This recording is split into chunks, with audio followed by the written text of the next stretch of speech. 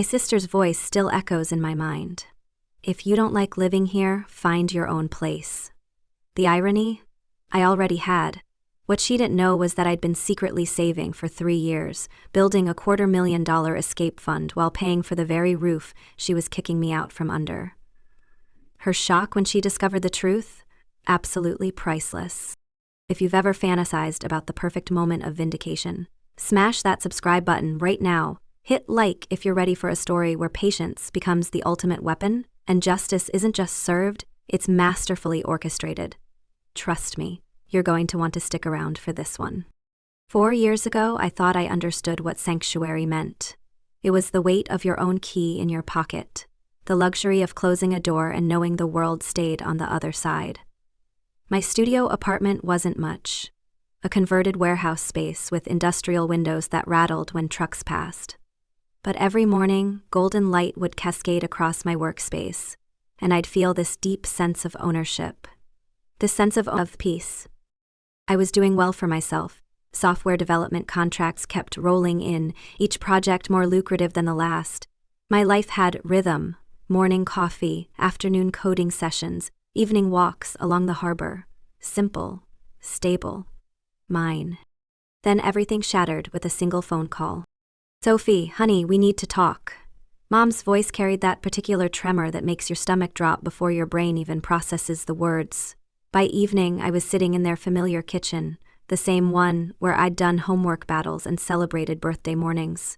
Watching my parents spread financial documents across the table like a losing poker hand. Dad's accident had been devastating. Not just the shattered vertebrae that ended his construction career, but the cascade of medical bills that followed. Mom's part-time work at the local library barely covered groceries, let alone their $1,800 mortgage. The numbers didn't lie. They were drowning, and fast. Looking at my father, this man who'd taught me to change oil and balance checkbooks, reduced to staring at bills with defeated eyes, I didn't hesitate. "I'm moving back," I announced. "We'll figure this out together." Mom's relief was palpable, but I could see the guilt etched in the lines around her eyes. "Sweetheart, you have your own life." "Family first," I interrupted, already mentally calculating how my salary could stretch to cover their expenses. My childhood bedroom welcomed me back, with faded lavender walls and that same creaky closet door. I set up my workstation by the window, ran Ethernet cables along the baseboards like digital ivy, and told myself this arrangement was temporary, just until they stabilized. What I didn't share was the contract bonuses. Every major project that landed came with substantial rewards, sometimes $8,000, $10,000, even $15,000. That money went straight into a separate account I'd opened, one they knew nothing about. It felt like insurance, a safety net I was weaving in secret while openly covering every household expense. For 18 months, the system worked. My paychecks handled the mortgage, utilities, groceries, insurance, everything. I found satisfaction in watching Dad's shoulders gradually lose that defeated curve, in seeing Mom smile again when she balanced her checkbook. I was rebuilding their foundation, brick by invisible brick. Then my sister Jessica decided to visit. Jessica had always possessed this particular talent for making observations that felt like paper cuts, small but surprisingly sharp. She'd arrive in her pristine SUV with her husband Marcus and their 2 young children, surveying our modest home like a real estate appraiser. "Still hiding in your childhood bedroom, Soph?" she'd comment, eyeing my computer setup with barely concealed disdain. "Most people our age have moved on by now." I'd retreat upstairs during these visits, letting her voice drift through the floorboards while I lost myself in code. But her comments lingered like smoke. There she goes again, avoiding family time. Some people never really grow up, do they? Genes and a dad. I told myself her opinions didn't matter. I was building something. Not just my secret savings, which had grown to over $200,000, but a sense of purpose. I was the one keeping this family afloat. That illusion crumbled on a Tuesday evening in March. I'd spent the weekend visiting my college roommate in Portland, 2 blissful days of adult conversations and uninterrupted sleep. When I returned home, the driveway looked like a used car lot. Unfamiliar vehicles crowded the space where I usually parked. Inside, chaos reigned. Marcus was hauling suitcases up the stairs while Jessica directed operations from the kitchen, their children racing through the halls like they owned the place. "Oh good, you're back," Jessica announced without looking up from the boxes she was unpacking. "We've moved in. Marcus got laid off and our lease was up anyway. It just makes sense." I stared at her, processing. "Moved in? Where exactly are you planning to sleep?" She gestured casually toward the stairs. "Your room is perfect for the kids. We've set up the basement for you. It's actually quite cozy once you get used to the humidity." The audacity left me speechless.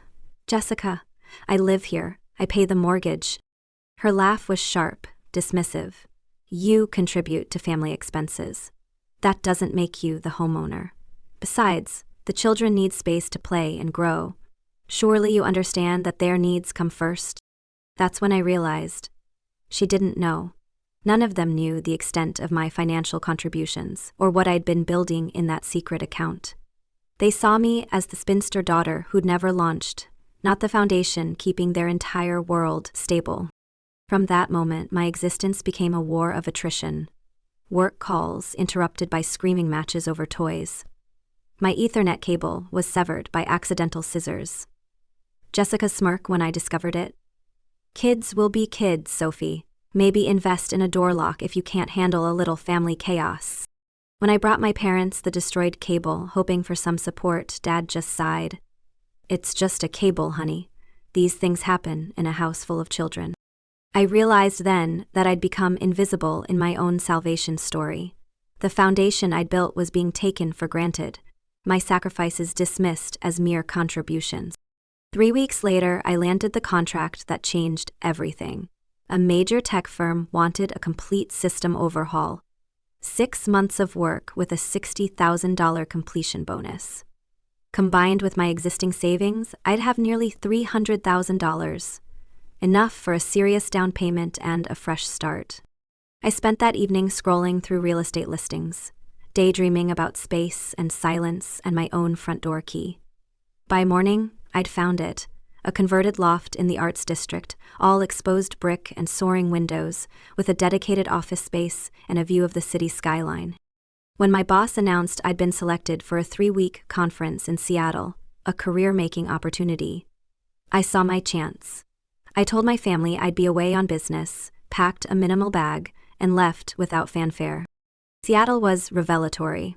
Hotel room silence, restaurant meals eaten without interruption, professional conversations that lasted entire evenings. I felt like myself again, focused, capable, adult. I didn't call home once. The return flight felt heavy with anticipation. I'd made my decision during those 3 weeks of clarity. The loft purchase was already in motion, the mortgage pre-approved. My belongings would be packed and moved within days. But Jessica had her own surprise waiting.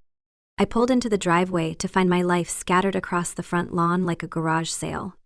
Garbage bags full of clothing, boxes of books and electronics, my desk chair sitting forlornly beside the mailbox. Neighbors were starting to gather, curious about the spectacle.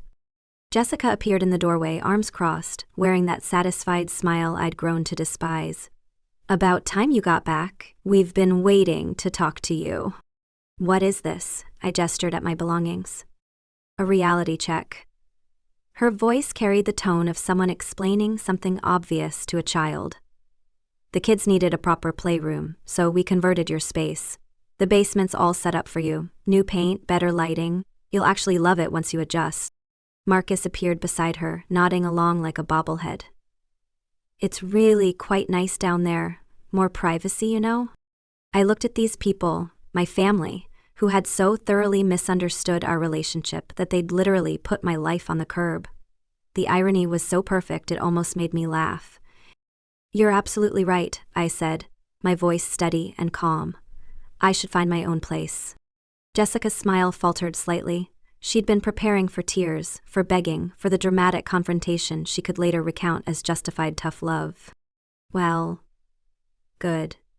It's about time you acted like an adult." I pulled out my phone and dialed. "Hi, this is Sophie Martinez.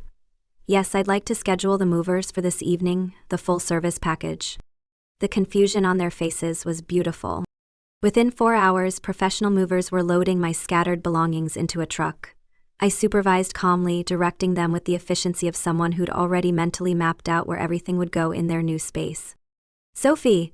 Mom appeared at my elbow, worry creasing her forehead. "Honey, what's happening? Where are you going?" "I'm moving out, like Jessica suggested." "But where? Do you have somewhere lined up?" I smiled, genuinely peaceful for the first time in months. "I bought a place. Downtown loft, great light, plenty of space for my work." The silence that followed was delicious. Dad emerged from the house, Jessica and Marcus trailing behind him like confused shadows. "Fought?" Jessica's voice cracked slightly. "How could you possibly afford?" "The same way I've been affording your mortgage for the past 2 years," I replied casually, signing the final moving form. "Turns out software development is more lucrative than you realized."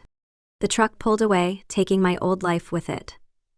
I stood in the driveway, car keys in hand, facing 4 people who were beginning to grasp the magnitude of their miscalculation. "Wait," Marcus said slowly. "You've been paying the mortgage?" "Mortgage, utilities, insurance, groceries, pretty much everything except Jessica's shopping trips."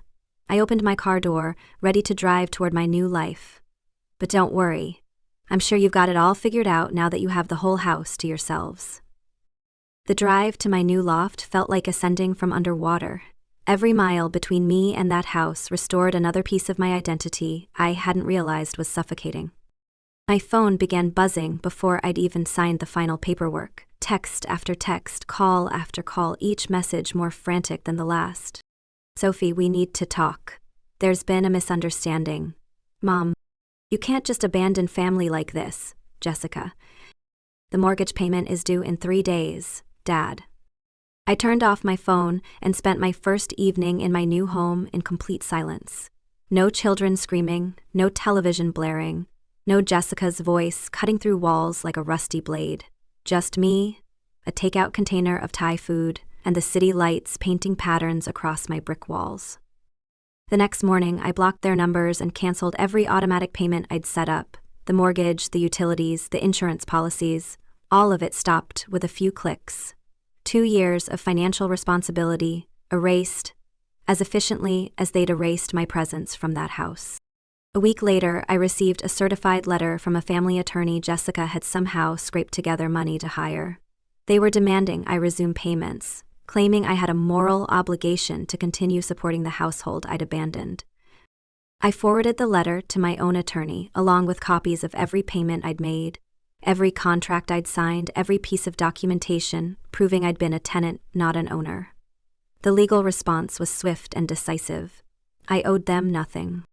6 months later, I learned through mutual friends that they'd lost the house. Jessica and Marcus had moved into a cramped apartment across town. Mom and Dad found a smaller place they could actually afford, with his disability payments and her part-time wages. Do I feel guilty? Sometimes, in quiet moments, I wonder if I should have handled things differently. But then I remember Jessica's smirk as she gestured toward the basement. I remember being invisible while keeping their world turning. I remember my belongings on the lawn like unwanted furniture. Now I wake up to coffee brewing in my own kitchen, work at a desk no one else touches, and fall asleep to the sound of my own silence. I've learned that sometimes the most powerful revenge isn't dramatic confrontation. It's the quiet withdrawal of support people never realized they depended on. What's the most satisfying moment of vindication you've ever experienced? Drop your stories in the comments below. I read every single one. If this story resonated with you, smash that like button and subscribe for more tales of perfectly calculated justice. Sometimes the best revenge is simply living well on your own terms.